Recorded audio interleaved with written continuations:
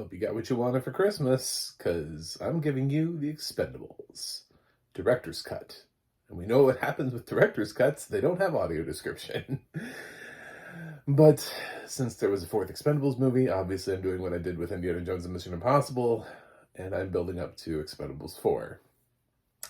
So, I was pretty sure after seeing the box office that there would not be another Expendables movie, so this seemed like the best chance of any of just getting all of my thoughts out there on the entire Expendables universe. So let's start with the first film, directed by Sylvester Stallone.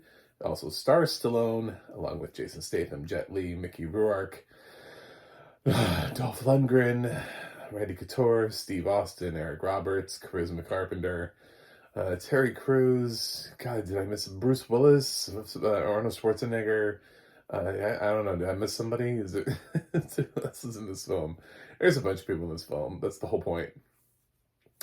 And I got this as a box set. Honestly, this is another. You've heard me say this a couple times in some other reviews. It was on sale during Black Friday, and the deal was really good. And I did check the series, and 2, 3, and 4 all have audio description, but because one is the director's cut, it does not. I've already seen the Expendables. Actually own the Expendables on DVD, which doesn't have audio description. I was kind of curious to see if I could figure out what was up with the director's cut. I couldn't. I don't know that I would have with audio description. Apparently it's just a lot of like swap dialogue. I think really the only way you're ever going to notice the difference is if you actually watch Expendables back to back, which I don't know why you would want to do that. I mean, these films are fine. They're fun. They're, for what they are, I mean, they're just blow 'em up entertainment. And I would say at least the first one does that pretty well. It delivers on the promise of bringing a lot of people together. And there are actually people in the first film who look like they can fight. I know Stallone, I always remember the story about Stallone when he actually had a boxer. He thought he thought he was in shape. And he actually had a boxer punch him, and he went into like cardiac arrest and he'd be like rushed to the hospital. So I don't know, his fighting skills are little to none, but we know what Jet Li is capable of. Jason Statham has shown his actual ability to fight prowess, not just like punch people and use guns. He's done some pretty impressive stunt work in some other films. And then we've got some wrestlers and MMA fighters with Randy Couture and Steve Austin. So there's a pedigree here, an expectation that even Mickey Rourke, didn't he box for a while too? Like actually box, not pretended to box in films. So there's just a little bit of a higher level of expectation in terms of what this film is able to deliver in its action sequences. And obviously you don't get any of that if you don't watch it with audio description. I kind of had forgotten the overall plot of the movie. Luckily, a lot of these people have really recognizable voices, so it was easy to follow. Pretty much everybody. I'm not gonna lie. I mean, other than the fact that it took me a while until afterward to look up, and then I saw, oh, that was Charisma Carpenter. I couldn't figure out who Jason Statham's girlfriend was. I was like, this voice sounds so familiar, but I don't know who this is. Yeah, I mean, I can immediately pick up on Jason Statham's voice. Stallone has an iconic voice. It's actually Terry Crews is really easy to pick up. Mickey Rourke is pretty easy to pick up. Jet Li just kind of stands out if you know Jet Li's in the film. Bruce Willis, immediately picked up on him. I hope, wish him and his family the best. Such a one of the great actors. I know I'm saying that, and people are like, "What? Did you just call him?" Yeah, but I mean, think about how many films Bruce has done that you love. So sometimes being a great actor doesn't necessarily mean winning Oscars. Sometimes it means body of work. And Schwarzenegger obviously is easy to understand that it's Schwarzenegger. So yeah, this it does exactly what it delivers on the message. I haven't seen this before, so I can talk about it a little bit that way. This is a second look, so that means I've seen it before and I'm talking about it again. Um, the first time out of the gate, I remember I saw this in theaters and I had fun. I didn't think it was like, I didn't know that we needed to throw awards at it, but I had fun. Some critics were kind of giving it thumbs down for being just kind of like mindless entertainment. I'm like, that's its point though. Like, it's not advertising to be anything but that. You know, when I set out to review and grade films, I usually think of what is this film trying to accomplish? What genre is it in? Because I don't want to compare it against other films that are not in a genre. I'm not going to put the Expendables up against, I don't know, like The Color Purple or, uh, I don't know, Doctor Strangelove. You know, I mean, those are just two wildly different films that have no relevance or bearing on whether or not somebody would like the Expendables. You know, if somebody's like, oh, I want to watch the Expendables, uh, do you think I'll like it? And I go, well, what kind of movies do you like? And they're like, well, Field of Dreams, uh, The Shining. I'm gonna be like, I don't know, man. I just, they're not the same thing. It's just, but if somebody comes up to me and like, you know, Rambo, Die Hard, I'm gonna be like, this is your film. Go for it. Because they're gonna like it. Because that's what this film is. It just delivers on that promise. If you can catch it with audio description, great.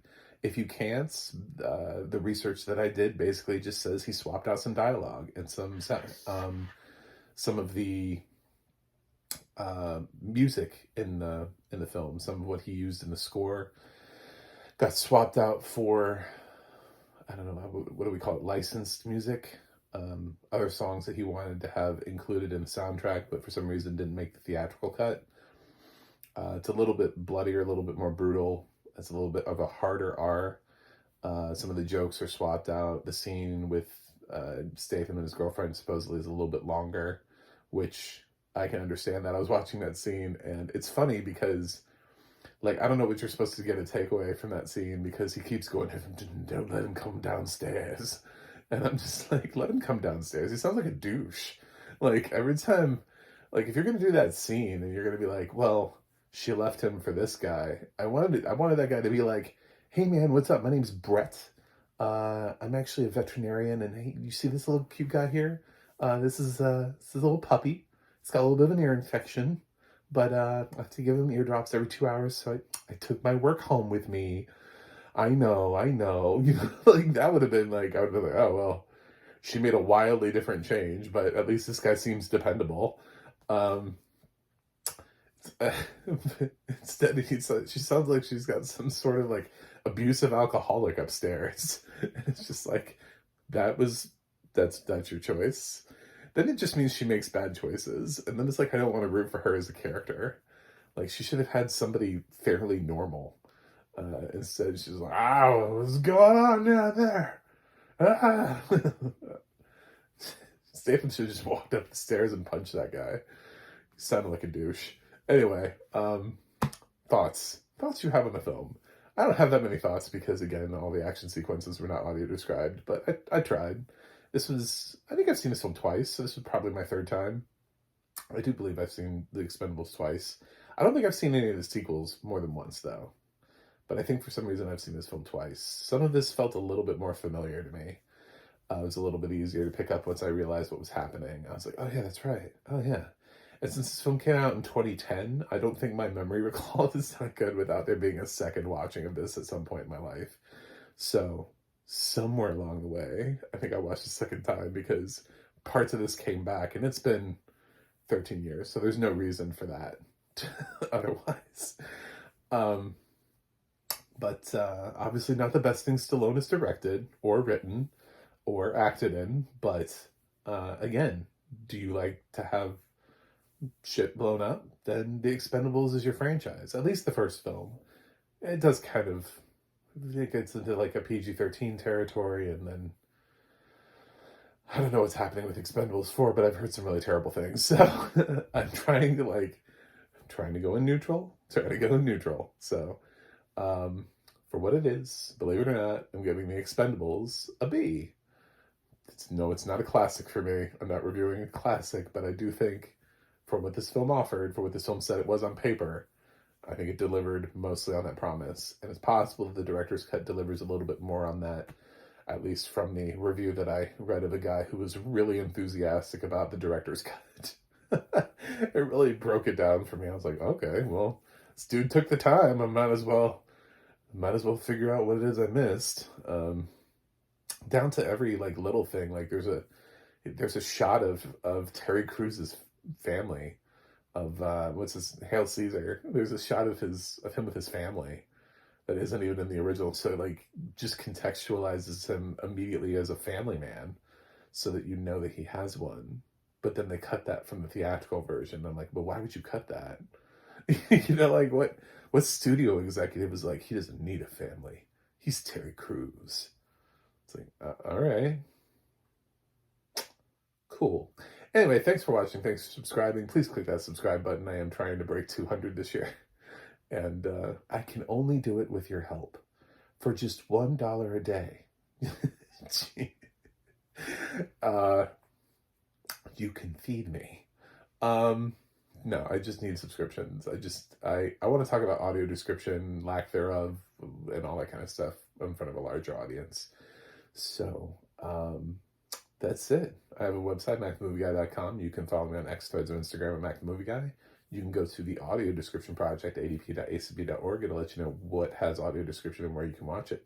And you can go to the ada.org, where you can look up your favorite films and television series and see who's doing the narration for them. That's it for me today. Obviously, Expendables 2 is coming your way. And good news, that one has audio description. So, obviously working my way to Expendables 4. I will see you guys on the other side.